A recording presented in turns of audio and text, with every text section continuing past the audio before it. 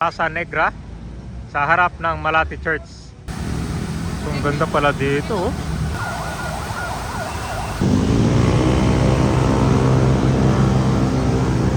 Muli na namang pinailawan itong makasaysayang Plaza Negra.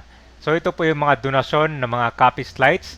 So pinailawan na itong Plaza Negra sa harap ng Malati Church na siyang nagpapaganda at nagpapaliwanag sa paligid nito. Dito rin sa Remedios Circle, bagong pintura, pinaayos na rin ito mga pathway para sa darating na Pasko. Alright, so nandito na tayo ngayon sa harap ng Malati Church. Yan yung kabayan, no? Ang ganda na. Katabi lang din to ng Raha Sulaiman.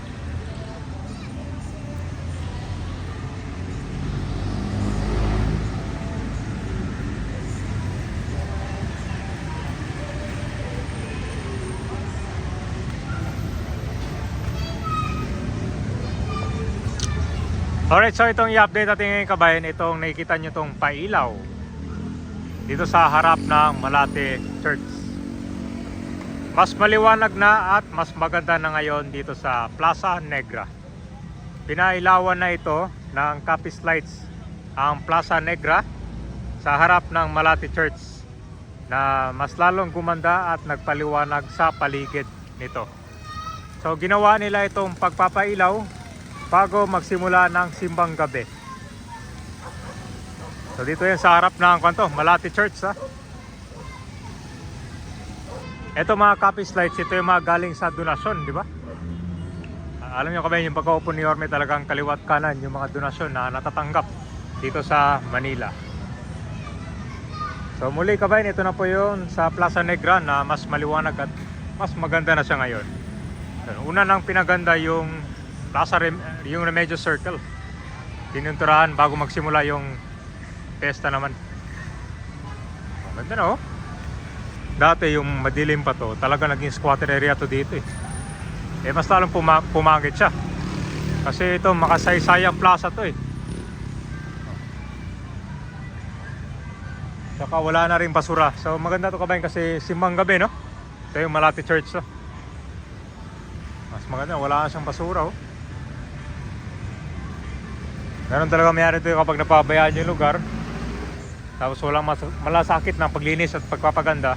Talagang papangit. Yan po yung mga Capiz lights, oh. Una rin nagkaroon ng Capiz lights doon ba yung malapit sa Zobel Rojas, no? Doon naman pinailawan din, ang ganda. Yan po yung plaza kabay, no?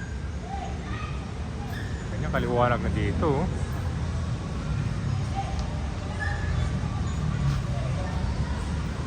So pasa lang dito kabayan after sa Manila Pay. Madali lang naman lakarin. Punta natin yung Raha Sulaiman, ha. Ganda ng tignan, no? Saka hindi ka na matatakot dito kapag uupo ka. Maliwanag na. Wala na rin mga kalat ng mga basura.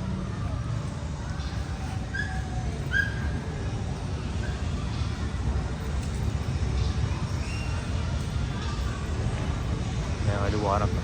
Ganda.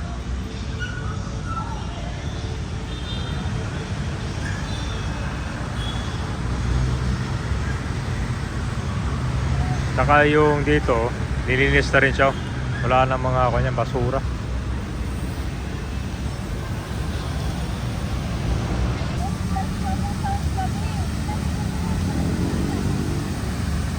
Hello? So, ang ganda pala dito, oh. Oh, guys.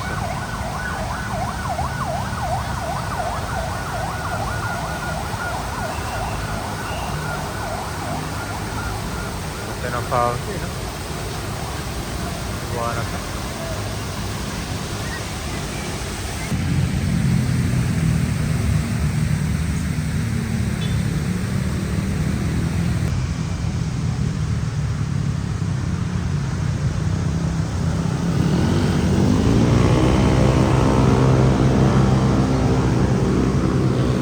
Raha Sulaiman.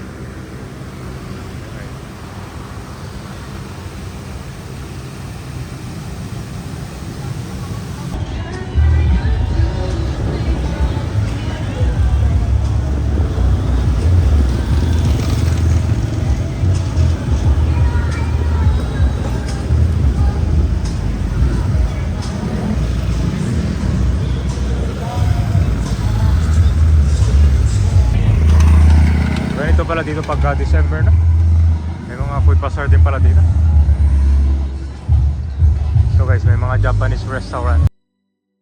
Ito na ngayon ang Remedios Circle. So nagkaroon dito ng paghahanda. Inayos nila yung mga sira dito. Yung pag-install nila ng mga bagong steel, grating, cover dito. So napinturahan na rin itong pathway, itong paikot. Kaya naman napakaganda na. Pagpapayos nila ay para din sa preparation nitong Oktoberfest. Yan, so hanggang ngayon, December, kita mo naman ang dami ng mamasyal, no? So pag namasyal kayo sa Manila Bay, puntahan nyo lang dito. Walking distance lang simula dun sa Ramay Raha Sulaiman.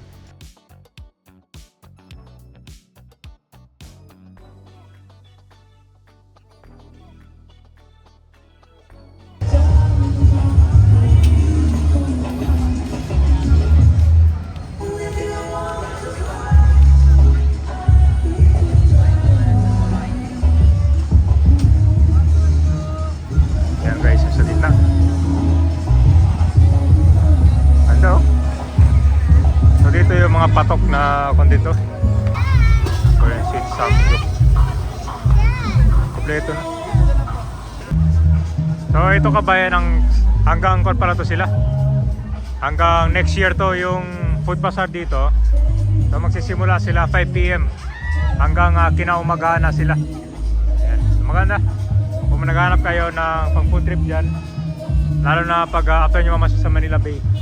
Yan, mga patok na kondito, mga kainan to dito. Guys, so. Yan, mga price sila, affordable ng 150. Meron din 120. So kung gusto niyo naman maglaro, meron din dito. Ano ba to? Yung maglalaro kayo, tapos merong price. Half game. Half the balloon.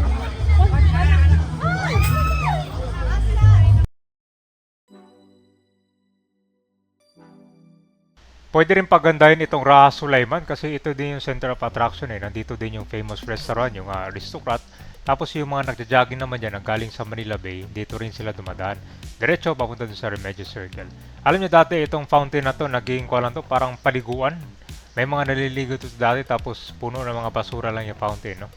So pwede dito, ma-maintain lang yung kalinisan at gaganda talaga.